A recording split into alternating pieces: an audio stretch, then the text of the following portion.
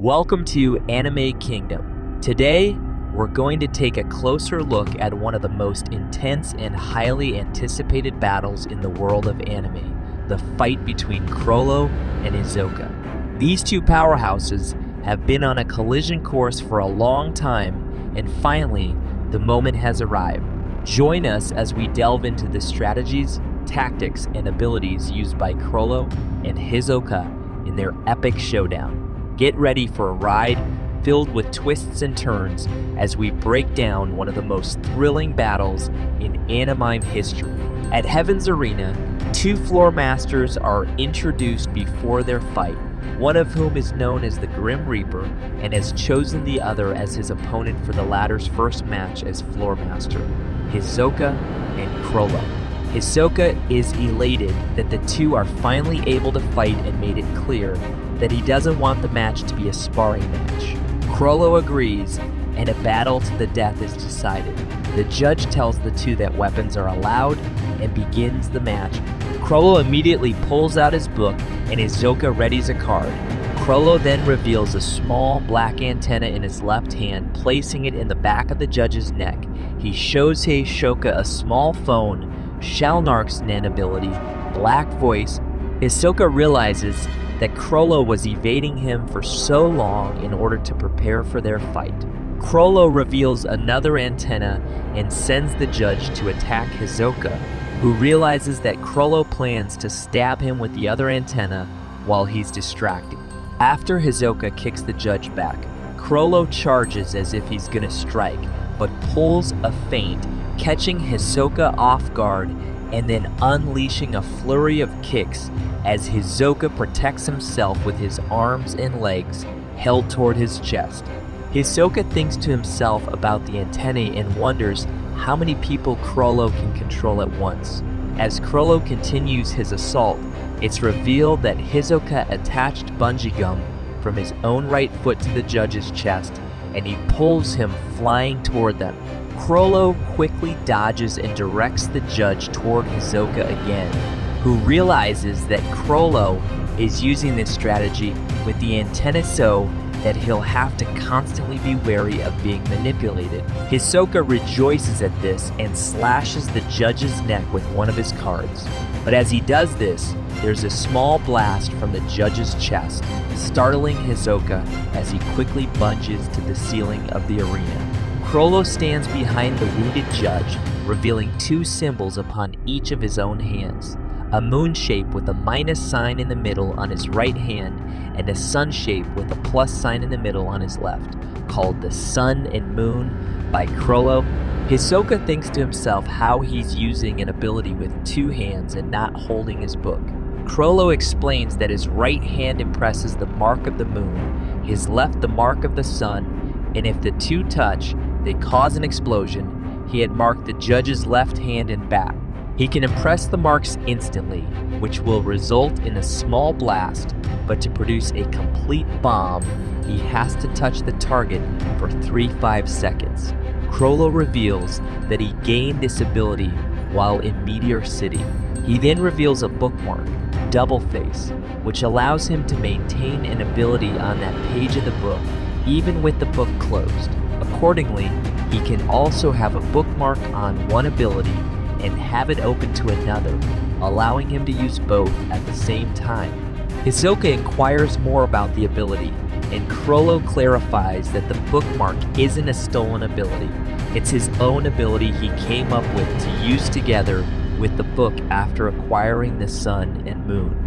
He only has one, and while being able to use two abilities at once is powerful, he says the real advantage is not having to hold the book, which has added more conditions but greatly improved his efficiency in combat. As he prepares to continue the fight, Chrollo says he'll show off 3 more abilities, declaring that Hisoka will set a new record for the number of abilities it's taken him to kill someone. As Chrollo and Hisoka continue talking about abilities and tactics, the former reveals another ability, Order Stamp. He explains that while Shalnark's ability manipulates humans, Order Stamp manipulates puppets. Black Voice gives total control but is limited to 2 at a time. Order Stamp can manipulate many but is limited to simple commands. Chrollo then marks a page in his book and shows another ability, but one that Hisoka has seen before. Gallery Fake Kortopi's ability. With this, he makes a copy of the dead judge, opens his book, and uses Order Stamp to stamp the forehead of the copy. He explains that the former owner of Order Stamp didn't consider a corpse and a puppet as similar inanimate objects. So while a corpse can't be controlled with the ability, a copy of it can. He tells the copy to stand and explains that for the original owner, once the puppet had been beheaded, it was no longer a puppet. He then orders the copy to break Hisoka, explaining that how a puppet created by copying a human reacts to orders to kill depends on the personality of the original human. However, if the command is changed to a simple break, they will always focus on severing the target's head. Hisoka easily twists the copy's head off its body, and Chrollo confirms that this stops the puppet and makes the stamp disappear. However, the puppet itself still remains since he hasn't deactivated Gallery Fake, and that when it does vanish, Hisoka can conclude that the ability has been deactivated. Hisoka asks about the last ability, and Chrollo reveals 2 arrows on his hands, one on each palm. With Convert Hands, if he touches a target with his right hand, it will take his form. However, with his left, he will take on the form of his target, and touching the target with both hands will cause the two to switch forms in appearance only. Chrollo assures him that he'll be able to tell which is the real one since he'll keep the arrows on his palms. Hisoka ponders to himself if Chrollo could make a copy with the marks using Gallery Fake, but realizes that having to hold the book would get in the way. Hisoka is ready to continue the fight, but Chrollo explains one more thing. If an ability's original owner dies, it disappears from his book and can never be used again. But one of the abilities remains in his book even after its owner's death. Hisoka is confused at first, but realizes that it involves Nen becoming stronger after death. The original owner was an elder of Meteor City who had used the Sun and Moon ability to turn one of the city's residents into a bomb to deliver a message after someone in the city was attacked by an outsider. In addition, the elder didn't see a difference between humans and puppets. Hisoka understands that this means that once the Sun and Moon have been marked, they can't be removed. Chrollo confirms this, saying that the marks will remain until the bomb goes off, even if his book is closed or put away. With Chrollo entirely confident in his victory, he asks Hisoka if he still wants to continue. Hisoka is worried about how troublesome things could get, but happily says yes. Chrollo quickly marks a page with the bookmark and leaps back toward the crowd, pulling out Shalnark's phone and 2 antennae. Hisoka chases him through the audience, worrying about the antennae if he moves in too close, but also about staying too far away and playing into Chrollo's hand. As Hisoka approaches, a giant man controlled by Chrollo jumps in the way and blocks Hisoka's sight. Hisoka quickly slashes his neck and arms, but another controlled person lurks behind the man, leaping toward Hisoka. Hisoka quickly dispatches the man using the same method, and Chrollo's location is now unknown as Hisoka works out his order of moves. Black Voice. Bookmark. Activate Convert Hands. Transform into someone else with his left hand. Move the bookmark to convert hands. Close the book and lie in wait. As many of the audience members run for the exits, Hisoka notices both antennae are gone and guesses that Chrollo reeled them in with something like a fishing line. Hisoka then looks toward the crowd and sees copies of several audience members, surmising that Gallery Fake must be activated, Convert Hands deactivated, and that Chrollo has taken another person's clothes to disguise himself. At that moment, a horde of audience members suddenly begins running toward Hisoka, all with stamps on their foreheads. Hisoka, again, works out Chrollo's order of moves. Open book to gallery fake, bookmark, create a crowd of copies, activate order stamp, command them to break Hisoka. He guesses that there are around 30 puppets and more who haven't been given commands yet, and Chrollo could make even more given the time he has. As Hisoka quickly bungees to the ceiling, the puppets climb on top of one another and are within inches of grabbing him. Chrollo suddenly appears behind him, his outfit changed, and acts as if he's gonna throw a punch, but quickly kicks Hisoka hard in the back of his head, sending him to the floor. As Hisoka is thrilled by Chrollo's skill, he fends off the puppets trying to decapitate him, but Chrollo uses this to his advantage, kicking him again and again whenever he can get an opening. This continues as Hisoka beheads 2 of the puppets and considers what Chrollo will do next. Suddenly, Chrollo appears from above, ready to strike, and Hisoka uses bungee gum from his left hand on the severed head. He sends the head toward Chrollo, who easily dodges it and stomps Hisoka into the floor. But Hisoka was also prepared and had used bungee gum from his left leg on the second severed head, which strikes Chrollo in the face. It's stated that the head of an adult male weighs roughly 7 to 8 kg, which is about the weight of a bowling ball for a male professional bowler. After striking Chrollo with the severed head from his left leg, Hisoka uses the other head attached to his left hand and strikes Chrollo's left side. He rises to his feet as Chrollo stands opposite. As the puppets charge again, Hisoka uses the severed head as a weapon, instantly beheading any of them that get close. He tries to attack Chrollo quickly, who dodges and flees back into the crowd. Hisoka realizes that if he dispatches all the puppets, Chrollo won't have to maintain the ability anymore and can then go back to making copies with gallery fake bookmarked. As a result, he leaves one puppet alive, chopping off its arms and taking it hostage to limit Chrollo's action. Chrollo can either keep order stamp activated and give a new command to the puppets still lying in wait, or deactivate the ability, begin making more puppets with gallery fake, and then either use order stamp again or convert hands to change his appearance. The stamp on the puppet's forehead disappears, so Hisoka sees that Chrollo has gone with the second option.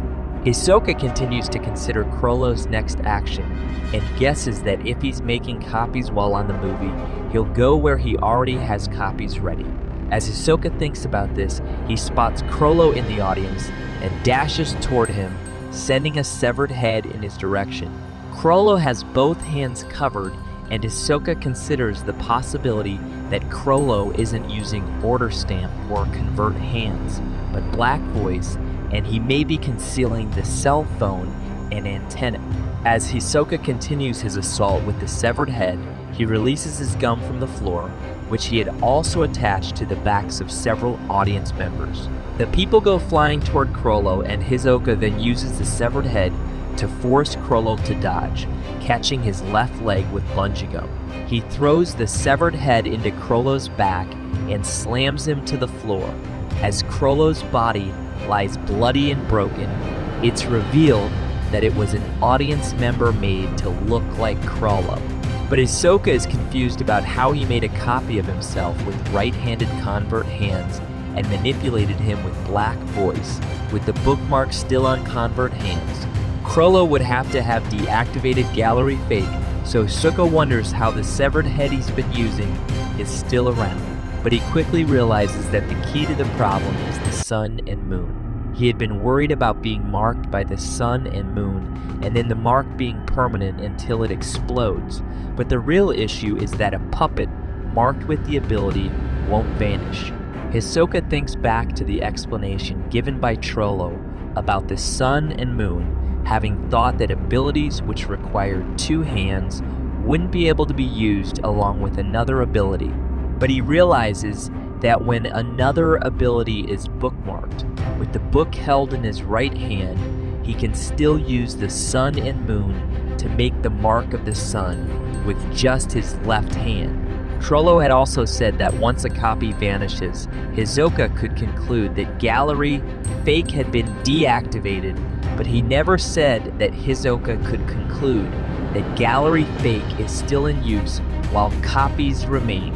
Again, Hisoka works out the order of Chrollo's actions, with the former being what he thought was happening and the latter what was actually happening. Activate Gallery Fake, bookmark, close the book, create a crowd of copies, activate order stamp, command them to break Hisoka.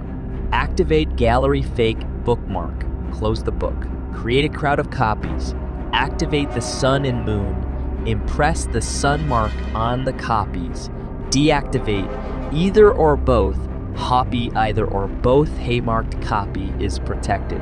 By post-death intensified, nin and won't vanish, activate order stamp, command them to break Hisoka. Because of the additional steps, Hisoka guesses that there are fewer puppets than he had initially calculated, around 20 to 30 left. But Chrollo can make one every couple of seconds, so Hisoka is determined to find him quickly. Also noticing that most of the audience has remained since they think they'll be out of range of the fight. He realizes Chrollo won't have too much time because paramedics and security will arrive in around 10 minutes, and the remaining puppets will be mistaken for the injured and be carried out.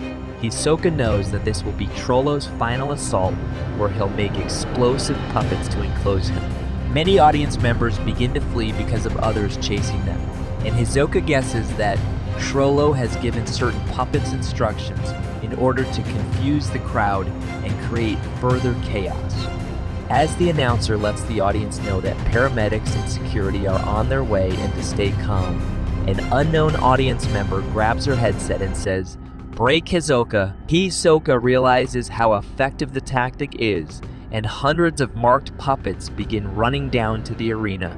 Still holding a severed head in his left hand, Hisoka readies himself for the fight, sending out strands of bungee gum from the fingers on his right hand and attaching them to the chests of 5 puppets. He twirls the mass of puppets in the air and uses them as a human hammer to push back any puppets that get close. The hammer eventually breaks apart, and Hisoka attempts to form another as he fends off numerous puppets. Chrollo stands in wait amid the audience, using black voice to give someone a command, telling them to squat at a specific location. Hisoka still holds the severed head in his left hand, and after Chrollo gives the command now, the head explodes and completely destroys 4 of his 5 fingers.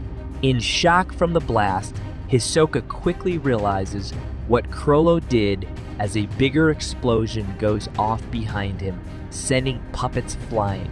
When Hisoka had severed the head earlier, Chrollo pretended to be reeling from the hit he had taken, but was actually keeping track of the body and turned it into a maximum power bomb.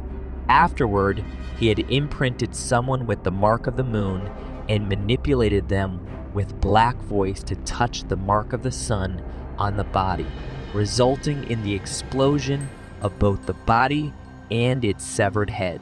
The gum Hisoka had attached from his left hand to the ceiling is gone, but he quickly regroups, using gum to bring a puppet toward him and twisting off its head. He then uses the body to fight off any approaching puppets and shoots a strand of gum from his left leg to the upper tier of the stadium. The horde of puppets again amass themselves to pursue Hisoka, but he pushes them back and continues to flee. Chrollo gives a command to many of the puppets, telling them to go to the second floor to find Hisoka and to self-destruct when they get right next to him. Suddenly, multiple puppets leap off the balcony and bring their hands together, causing an explosion that sends Hisoka flying across the stadium. His right lower leg was blown off, and so as he goes to use bungee gum with his left, an audience member is hurled into him by Chrollo from the other side. Chrollo continues to throw people at Hisoka to restrict his movement, eventually causing him to fall to the floor. As the horde begins surrounding Hisoka, he seems to use something of a last resort, bringing his arms close to the chest as an enormous explosion of puppets erupts around him. A news reporter describes the scene from a few blocks away of the Heavens Arena, saying that a large explosion just occurred as smoke is seen billowing from the top of the tower. With many people running about in the street below, firemen and paramedics make their way into the tower as the reporter likens the scene to a war zone. She says that a floormaster battle was taking place with the members. Only audience when the explosion happened, and that one of the fighters is believed to be responsible for it. The arena is shown with a large crater in the center as paramedics attend to audience members and search through the rubble. Finally, the reporter mentions that there have been several casualties, including Hisoka, and that an investigation is currently being undertaken to discover the exact cause of the incident. Hisoka's dead body is then seen as Shalnark, Kurapika, and Machi stand over it. Shalnark explains that around 200 puppets swarmed to decapitate Hisoka before the bomb puppets could get to him, and that these had a cushioning effect. He says that Hisoka ultimately suffocated from lack of oxygen because of the blast and all the puppets around him. Kurapika asks Machi if she's coming, and Shalnark adds that they've confirmed Hisoka's death. Machi says that since he paid her in advance, she will tend to his wounds before she leaves. Kurapika brings up the fact that Machi wouldn't accept money when Hisoka was fighting Chrollo, and Shalnark says that Machi is a good person at heart. The other two spiders make their exit, and Machi closes Hisoka's eyes, looking at the severe damage around his neck and saying that she will clean up his face as well. She thanks him for helping to exorcise Chrollo, pulling out a strand of thread to begin stitching him up, but as she leans in closer, aura suddenly swells around his corpse, and Machi is left stunned at first, but quickly remembers that post-mortem Nen can become stronger. Hisoka's heart begins to beat as his hand is seen clutching it, and he begins to breathe again. Flashback to the end of the fight when Hisoka is lying helpless on the floor as hundreds of puppets swarm around him. He says that he might as well try something if he's gonna die, and he addresses his ability by name, asking it to return to life after he died. He beseeches it to pump his heart and lungs and to move all across his body to revive him. The explosion occurs, and back in the present, Hisoka's eyes fly open as he spits out blood and quickly rises to his feet. With a surprised look on his face, he sees Machi kneeling beside him and says hello, asking her if he was really dead. She confirms it, and he begins to chuckle, admitting that he bit off more than he could chew by fighting Chrollo. Machi hopes that he learned his lesson and tells him to pick his battles next time. She offers to stitch him up, but he quickly declines, using bungee gum to stop the bleeding around his neck and face. He then uses texture surprise to recreate the flesh that was blown off in the explosion, covering up the damage to his face and making rubber prostheses for his left hand and right leg. Machi says that he doesn't need her then and begins to leave. Hisoka tells her that he has actually decided not to pick his battles. Machi shrugs off the comment and continues to walk away, but Hisoka suddenly appears behind her and says not with the spiders, wrapping his arms around her and then immobilizing her with bungee gum. He asks her to tell the rest of the troupe that he will fight any of them until he's killed them all. Now enraged, Machi says he has no chance and threatens to kill him. He takes her response as a yes and calmly walks away as she angrily yells for him to let her go and continues to threaten him. Hisoka playfully tells her to get it off herself, and Machi seethes even more.